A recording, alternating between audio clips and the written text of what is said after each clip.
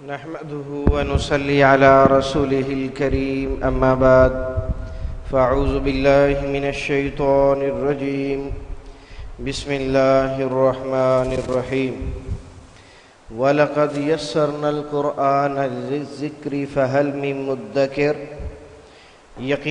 یقیناً ہم نے قرآن مجید کو سمجھنے کے لیے نہایت آسان بنا دیا ہے، کیا کوئی ہے جو اس سے نصیحت حاصل کرے؟ اللہم صلی علی محمد وعلی آل محمد کما صلیت علی ابراہیم وعلی آل ابراہیم انک حمید مجید۔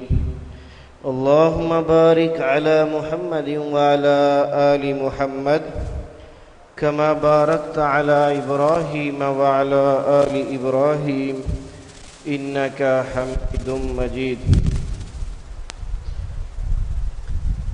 معزز سامعین و حضرات، آئیے قرآن سمجھیں کا آج 15واں سیشن ہے۔ اس میں اب تک آپ معلم القرآن کے 14 اسباق پڑھ چکے ہیں اور 2 ٹیسٹ بھی حل کر چکے ہیں۔ آج انشاءاللہ العزیز معلم القرآن کا آخری سبق آپ کو پڑھایا جائے گا، سبق نمبر 15۔ اس کے بعد صرف ایک ٹیسٹ رہ جائے گا جو کہ کل وہ بھی ہو جائے گا انشاءاللہ، تو آپ کی معلم القرآن بالکل مکمل ہو جائے گی۔ تو پہلے سبق نمبر 14 کا خلاصہ آپ نے کل ہی پڑھا ہے۔ اس سبق میں صرف ایک علامت ہے اور وہ ہے بی۔ اس کے ترجمے مختلف ہوتے ہیں: سے، ساتھ، کا، کی، کے، کو، پر، بسبب، بوجہ، بذریعہ، بدلے میں۔ ایک ترجمہ اس کا آپ کے سامنے ہے کہ نفی والے حرف کے بعد اس کا ترجمہ کرنے کی ضرورت ہی نہیں ہوتی، با صرف تاکید کے لیے آتی ہے۔ وما ہم بمؤمنین اس کی مثال ہے۔ آئیے اب باقاعدہ معلم القرآن کے سبق نمبر 15 کا آغاز کرتے ہیں۔ بسم اللہ الرحمن الرحیم۔ اس سبق میں 3 علامات ہیں، بنیادی طور پر 2 ہی ہیں، اور تیسری علامت پہلی دونوں کا آلٹرنیٹ ہے، متبادل ہے۔ یہ دراصل خاص وزن ہیں، سانچے ہیں۔ دنیا میں مختلف چیزیں بنانے کے لیے مختلف سانچے ہوتے ہیں۔ جیسے عموماً گھروں میں بچوں کو ناشتہ دینے کے لیے سینڈوچ مشین موجود ہوتی ہے، تو اس میں کیا کرتے ہیں، ڈبل روٹی لیتے ہیں، اس میں انڈا ڈالتے ہیں اور آملیٹ وغیرہ جو ڈالنا ہو وہ ڈال کے ان چیزوں کو سینڈوچ مشین میں ڈال کر مشین پریس کر دیتے ہیں۔ تو جب ہم نے اس میں ڈبل روٹی اور وہ چیزیں ڈالی تھیں اس کی شکل کچھ اور تھی، جب باہر نکالتے ہیں تو شکل اور ہوتی ہے۔ تو کیا مطلب یہ ثابت ہوا کہ سینڈوچ مشین ایک سانچہ ہے، اس میں آپ جو بھی چیز ڈال دو گے جب باہر نکالو گے تو وہ جس قسم کا سانچہ ہے اس کی شکل ویسی بن جائے گی۔ سیم فاعلن اور مفعولن 2 سانچے ہیں، ان سانچوں کے اندر آپ جو بھی لفظ ڈالو گے اس کی شکل بھی ایسی ہو جائے گی۔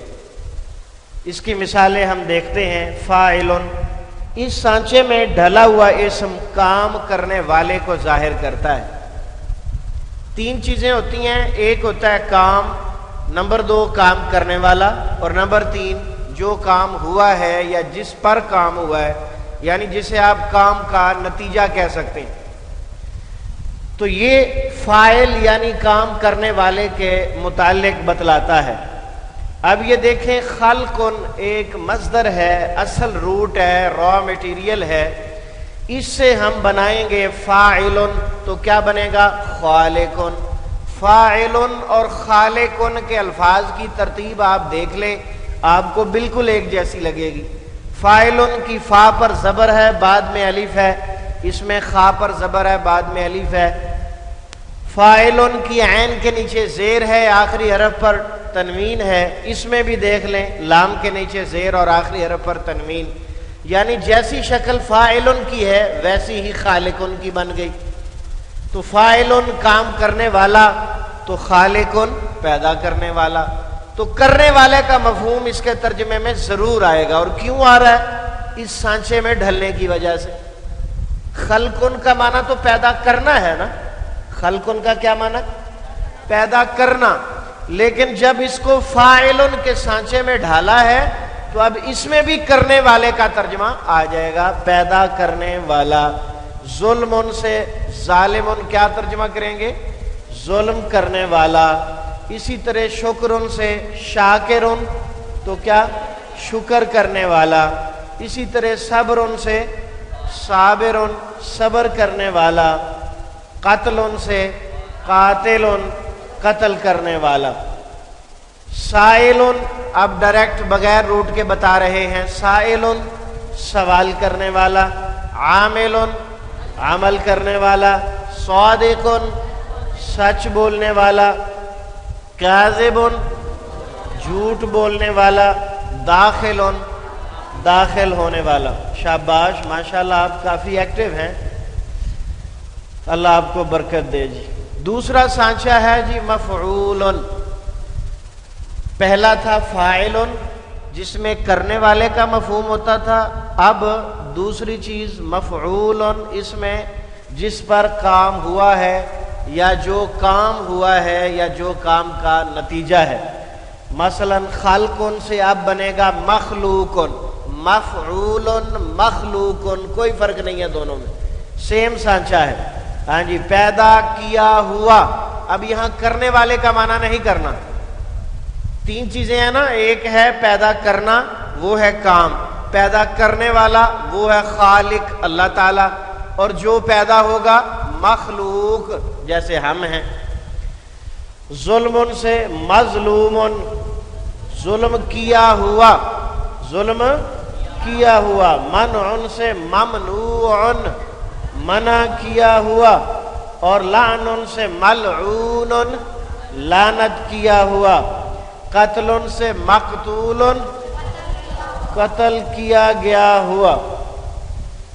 مسحور یہ سحر سے نکلا ہے، سحر جادو کو کہتے ہیں۔ مسحور جادو کیا گیا ہوا۔ مغضوب غضب سے نکلا ہے، مغضوب غضب کیا گیا ہوا۔ مسئول سوال سے نکلا ہے، پوچھا گیا ہوا یا سوال کیا گیا ہوا۔ مضروب ضرب سے نکلا ہے، ہاں جی مارا گیا ہوا۔ مرقوم لکھا گیا ہوا، رقم کہتے ہیں لکھنے کو، رقم لکھنا۔ مرقوم لکھا گیا ہوا۔ دونوں علامتوں کی پہچان، اب دونوں اکٹھی آپ دیکھیں گے۔ خلقن سے خالقن بنا تو پیدا کرنے والا، اور مخلوقن پیدا کیا گیا ہوا۔ اسی طرح ظلمن سے ظالمن ظلم کرنے والا، اور مظلومن ظلم کیا گیا ہوا۔ شکرن سے شاکرن شکر کرنے والا، تو مشکورن شکر ادا کیا گیا ہوا۔ قتلن سے قاتلن قتل کرنے والا، اور مقتولن قتل کیا گیا ہوا۔ اب آ گیا اس سبق کی تیسری اور آخری علامت، جس میں دونوں علامتوں کو بیک وقت آلٹرنیٹ جو ہے نا وہ ملے گا۔ اس میں آپ دیکھ سکتے ہیں اس کے استعمال کی دو صورتیں ہیں۔ اسم کے شروع میں پیش والا میم، میم پیش مو، اور آخری حرف سے پہلے زیر، آخری حرف سے پہلے زیر، تو اس میں کس چیز کا مفہوم ہوگا؟ کام کرنے والے کا، یعنی جو کام آپ فاعلن سے لے رہے تھے وہی کام آپ میم پیش مو اور آخری حرف سے پہلے زیر سے موجود لیں گے۔ یہ دیکھیں محسن احسان کرنے والا، اب کرنے والے کا مفہوم اس میم پیش منہ اور اس زیر سے آیا ہے، میم پیش منہ اور اس زیر سے آیا ہے۔ محسن احسان کرنے والا، ہاں جی، مسلم اسلام لانے والا، مؤمن ایمان لانے والا، مجرم جرم کرنے والا، مجاہد جہاد کرنے والا، اس کو جہاد نہیں کہنا، یہ جہاد ہے، جیم کے نیچے زیر ہے، مجاہد جہاد کرنے والا، منافق منافقت کرنے والا، نفاق یا منافقت ایک ہی بات ہے، مفسد فساد کرنے والا، مصلح اصلاح کرنے والا، مؤذن اذان دینے والا، مشرک شرک کرنے والا، مفلح فلاح پانے والا، محترم محترم احترام کرنے والا۔ وہ عام طور پر خط لکھتے ہیں نا اپنے ماں باپ کو جب دور ہوتے ہیں گھر سے، آج کل تو ماشاءاللہ تکلیف ہی نہیں کرنی پڑتی، موبائل ڈائریکٹ جیب میں موجود ہوتی ہیں، نکالا بات شروع کر دی۔ تو پرانے دور میں ایسا ہوتا تھا کہ ماں باپ کو خط لکھا جاتا تھا، اور ماں باپ اس خط کی قدر بھی بہت زیادہ کیا کرتے تھے، بڑی محبت سے چاہت سے سارے بیٹھ کر پڑھا کرتے تھے، اس کا مزہ بھی کچھ اور ہوتا تھا۔ تو بہرحال اس میں شروع میں لکھا ہوتا تھا محترمی و مکرمی، محترمی کیا معنی ہے محترم کا؟ محترم اور محترم میں فرق ہے، محترم احترام کیا ہوا اور محترم احترام کرنے والا۔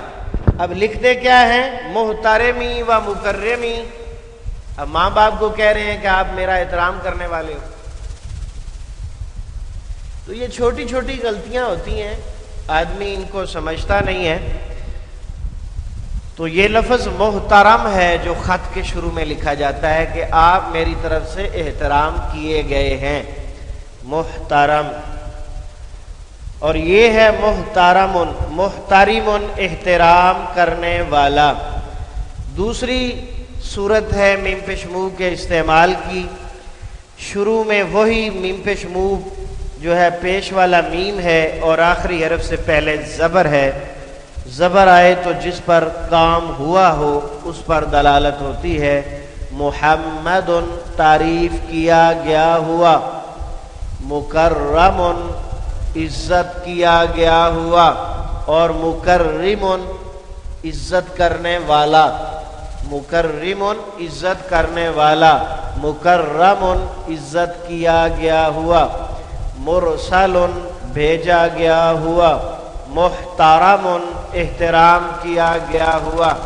تو اب خط لکھنا پڑ جائے یا ای میل کرنی پڑ جائے تو کیا لکھیں گے؟ محترمی و مکرمی، راہ پر زبر پڑیں گے کہ میری طرف سے آپ کا احترام کیا گیا ہے اور اکرام کیا گیا ہے۔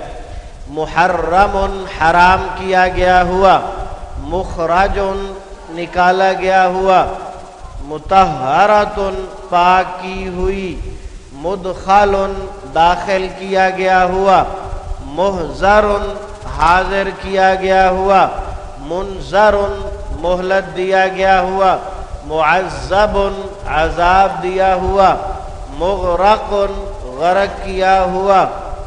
اور آپ کا سبق الحمدللہ مکمل ہو گیا۔ آج کے سبق میں فاعل کام کرنے والے کو، مفعول جس پر کام ہوا ہو، اور اگر اسم کے شروع میں میم پیش منہ اور آخری حرف سے پہلے زیر ہو تو کیا ہوگا؟ کام کرنے والا، اور اگر شروع میں میم پیش منہ اور آخری حرف سے پہلے زبر ہو تو پھر کیا ہوگا؟ جس پر کام ہوا ہے۔ الحمدللہ آپ کے معلم القرآن کے 15 اسباق مکمل ہو چکے۔ کل ٹیسٹ ہے تو وہ آپ کتاب سے ذرا دیکھ کر تشریف لائیے گا تاکہ آسانی ہو جائے۔ سبحانک اللہم و بحمدک، اشہد ان لا الہ الا انت، استغفرک و اتوب الیک، وآخر دعوانا ان الحمدللہ رب العالمین۔